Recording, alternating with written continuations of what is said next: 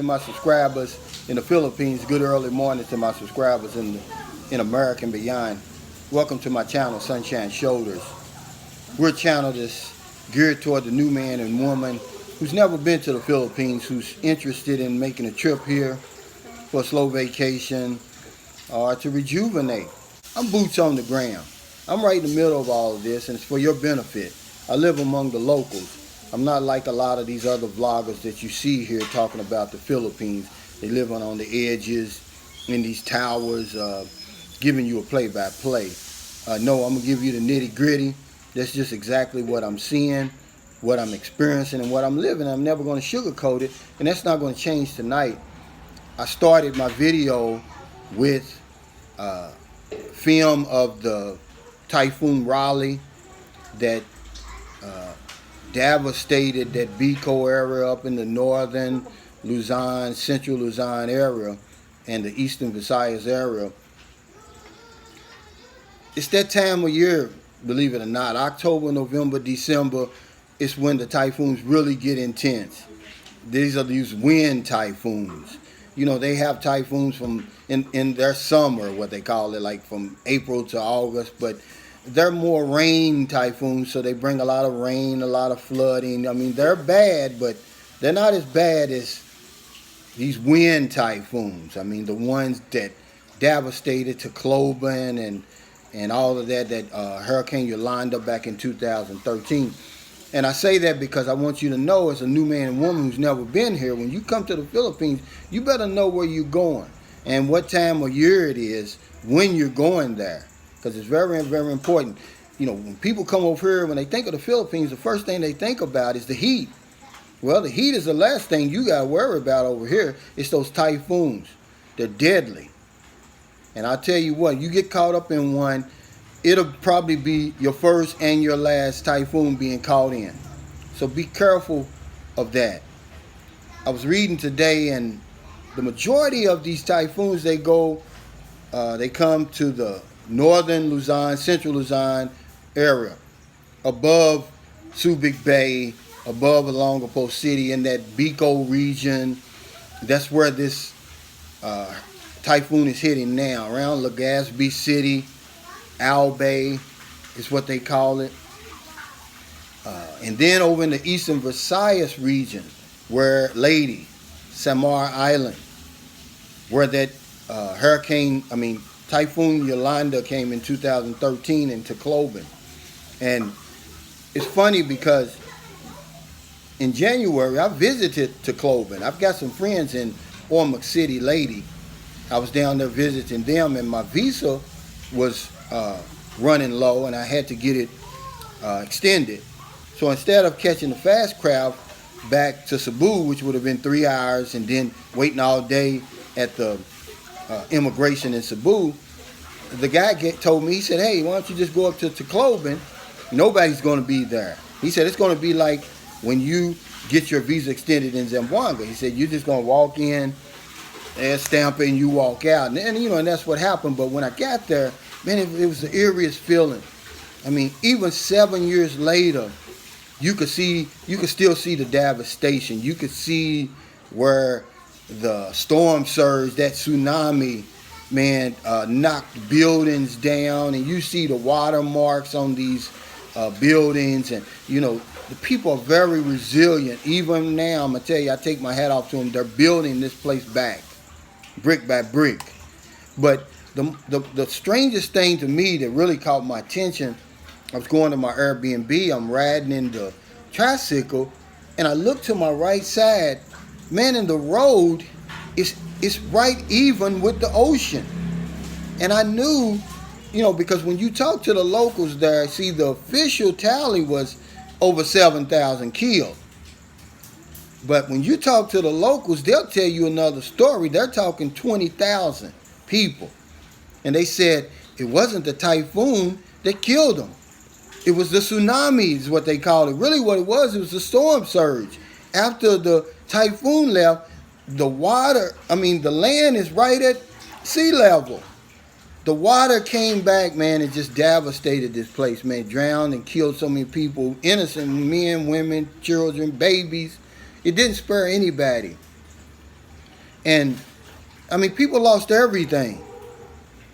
They were in shelters. I mean, but they're trying to build this place back, and it's just the eeriest feeling when you go there. It's like a silence, and people are walking around, trying to get back to normal as best they can, even 7 years later.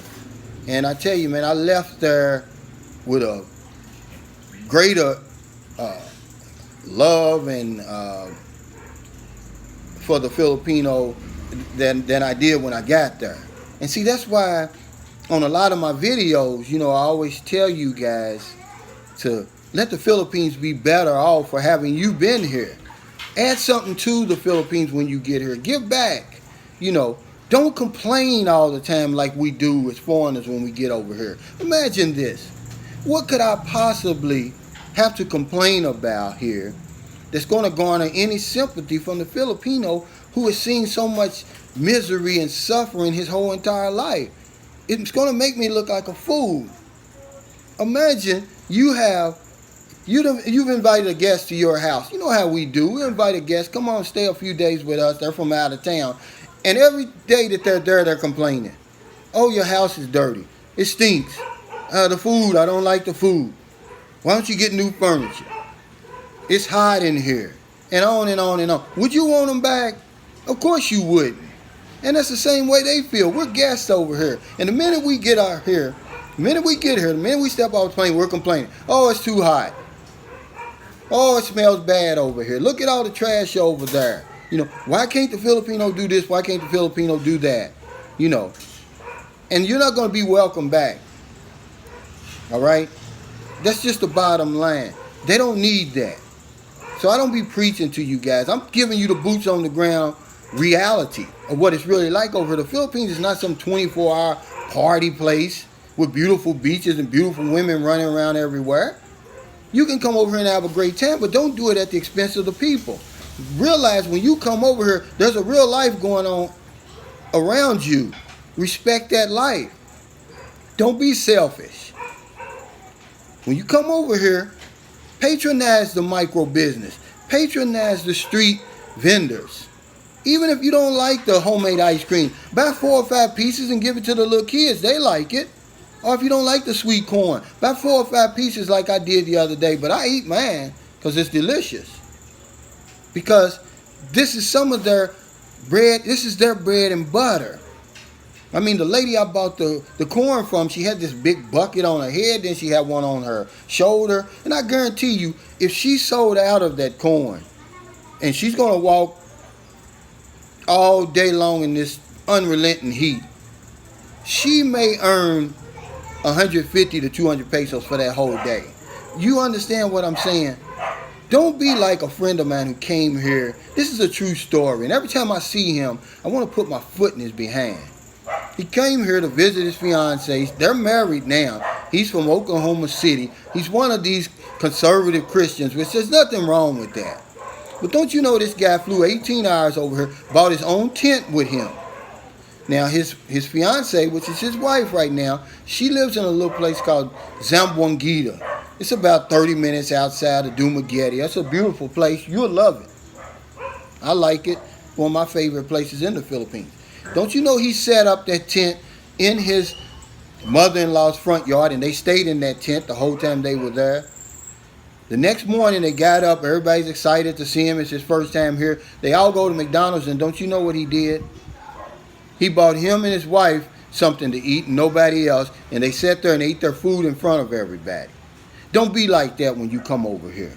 Don't be that selfish. Don't be that cheap.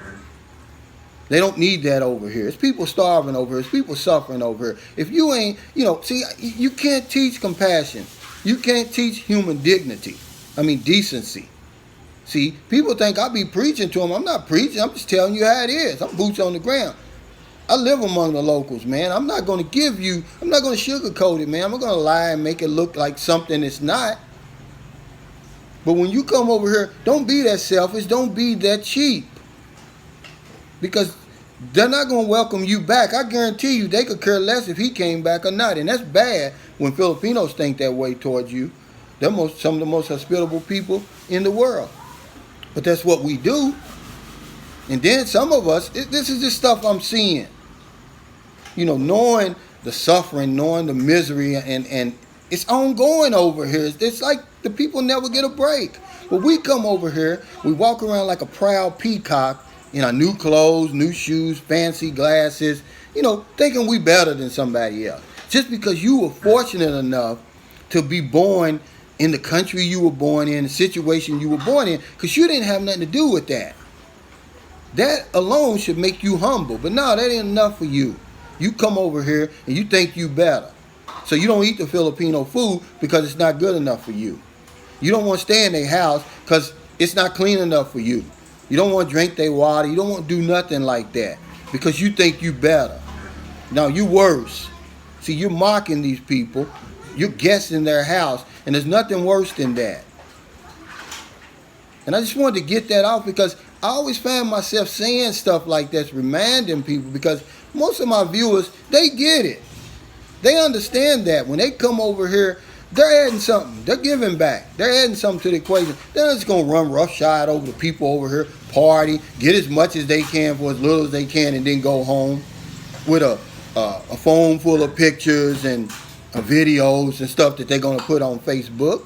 No, they understand that there's a real life going on around them. And when you come here, you need to respect that life. You know, especially now. It's getting toward the holidays, but it does. Nature don't care. October, November, December, these typhoons are going to come here. Man, Typhoon Mulavi had just left the Philippines. It had wrought destruction. And then the very next day, here comes Super Typhoon, the strongest typhoon in the world this year so far. Super Typhoon Raleigh comes in, displaces 1 million people, kills 22 people. So they don't need us coming over here bragging and boasting and stuff. That's why I say that stuff to you guys. I'm not trying to preach. Who am I? I'm not a saint. I just want you to have a great time. But don't do it at the expense of the Filipino, man. Okay? If you're a guest in somebody's house, respect the house. And that's all I'll be trying to say. You know, but when you come over here, make sure you know where you're going. Especially if it's October, November, December. Stay away from that northern Luzon, central Luzon, eastern Visayas region.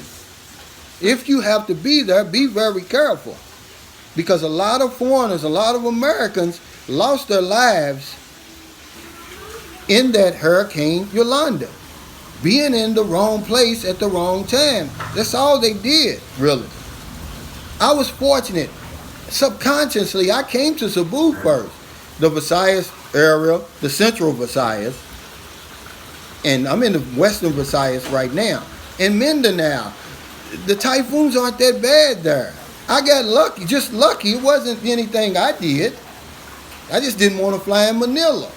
So I'm trying to pass that information on to you. If you way up there in northern, if you seeing somebody and they live in northern Luzon, central Luzon, you know that Bicol region up above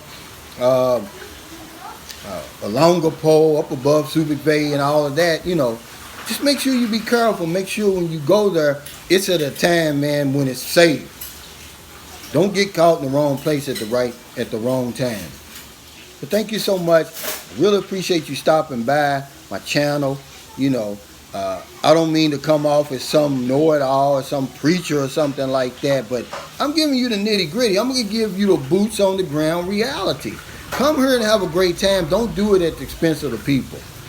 Understand that there's life going on around you, real life.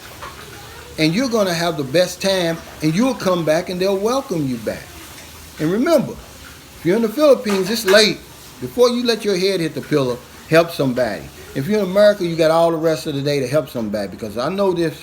If I don't know anything else. We help other people, we help ourselves. Thank you so much. Stay COVID free, stay safe, and I'll see you next time.